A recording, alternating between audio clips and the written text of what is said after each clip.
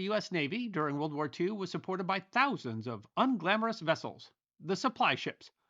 Among them was the USS Mount Hood, an ammunition carrier crucial to fueling the push across the Pacific.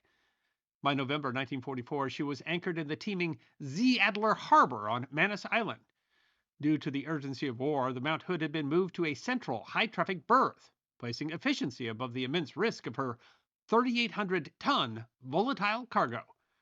The morning of November 10th began bright and sunshiny. Below deck, sailors scrambled to transfer tons of bombs, rockets, and shells to surrounding boats.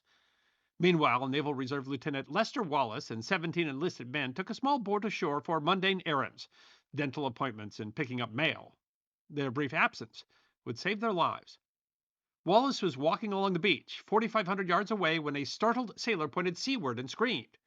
At 8:55 a.m., Wallace saw a single flash, instantly followed by two thunderous explosions. He and his men were thrown to the ground by the pressure wave. Looking back, the Mount Hood, a 459-foot-long ship, was no longer there.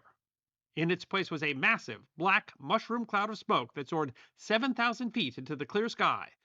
When the smoke cleared, the vessel had literally vanished, leaving behind only debris and a newly formed 1,000-foot crater on the ocean floor. The blast rained ordnance across the harbor. The destroyer tender USS Mindanao, anchored only 350 yards away, was ripped apart, suffering 23 killed and 174 wounded. In total, 26 ships were damaged. The final count was grim: 743 total casualties, including 327 men listed as missing, whose remains were never found.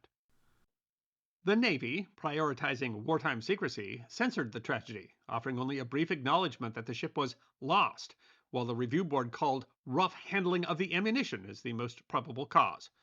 Admiral Nimitz dismissed the faults as mere errors in judgment, necessary to meet wartime commitments.